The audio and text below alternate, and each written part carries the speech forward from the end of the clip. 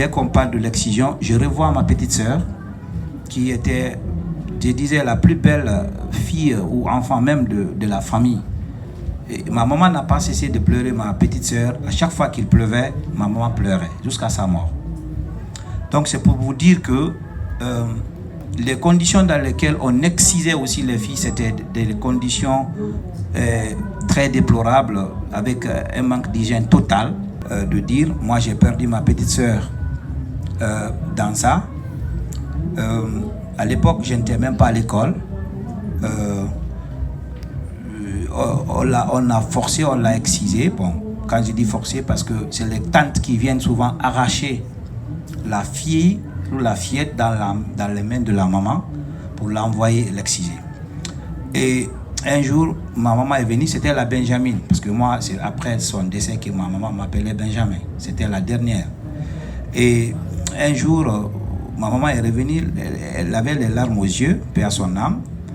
Elle a dit, j'ai trouvé Mariam dans le sang. Elle baignait dans le sang. Parce qu'après l'excision, elle a eu l'hémorragie.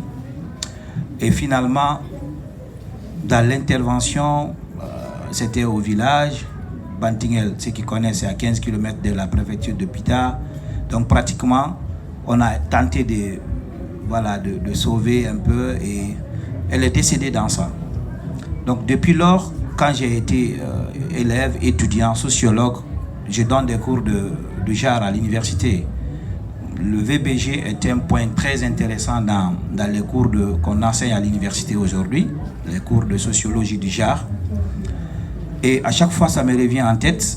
Dès qu'on parle de l'excision, je revois ma petite sœur qui était, je disais, la plus belle fille ou enfant même de la famille. Et ma maman n'a pas cessé de pleurer ma petite sœur. À chaque fois qu'il pleuvait, ma maman pleurait jusqu'à sa mort.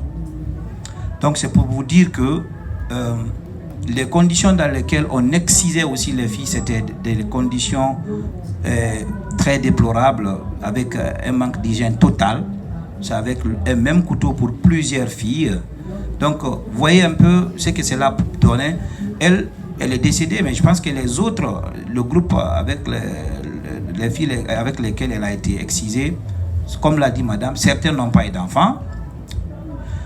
D'autres sont tombés malades. Ils étaient au nombre de 7. Je pense que c'est 2 qui restent aujourd'hui en vie, 2 qui sont mariés. Donc, c'est pour témoigner qu'une fois encore, il faudrait encourager les sensibilisations. Moi, je suis de la société civile. Au-delà de mon titre d'ambassadeur de paix, je suis activiste, acteur de la société civile, président d'une plateforme nationale qu'on appelle la CONAPED. Donc, nous travaillons aussi dans ce sens avec les partenaires, notamment de mise en œuvre de certaines activités. Et il faut profiter pour dire à tout le monde que chacun de son côté devrait travailler dans ce sens. Effectivement, ce que madame a dit, j'ai aussi mené mes enquêtes pour demander est-ce que l'excision est vraiment un principe de la religion musulmane. Je n'ai eu aucune réponse. Cependant, chez l'homme, c'est hygiénique, c'est vrai, ça a été dit, c'est chez l'homme, mais chez la femme, je n'ai pas eu de réponse à ça. Donc, ça ne veut pas dire que ça encouragerait, une fois encore, de mettre fin aux coutumes et aux traditions que nous avons connues, mais certaines coutumes qui peuvent enfreindre à la vie ou bien même à l'évolution ou à l'émancipation, on devrait vraiment mettre fin à ces coutumes. Et de l'autre côté, je terminerai par le témoignage de maman. Moi, je l'appelle affectueusement ma maman. Pourquoi? Le jour où on a été nominé ambassadeur de paix, j'ai suis le plus jeune parmi eux. Parce que c'est des imams, c'est les personnes dont l'écart d'âge est de 30 ans entre nous.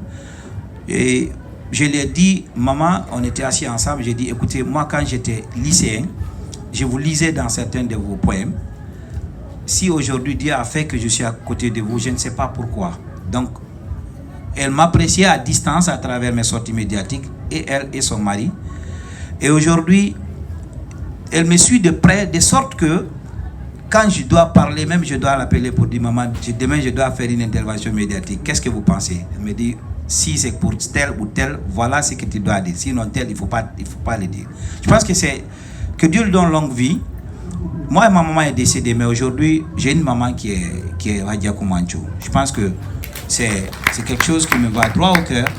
Et affectueusement, je pense que c'est un modèle, c'est des sources d'inspiration. C'est très rare de voir une femme notamment de sa carrière et aussi de son âge qui œuvre dans ce sens. Et elle est en train de perpétuer quelque chose que nous, aux autres, nous devrons comprendre. C'est les valeurs traditionnelles de la Guinée de façon globale et du Fouta théocratique de façon particulière. On ne devrait pas oublier cela.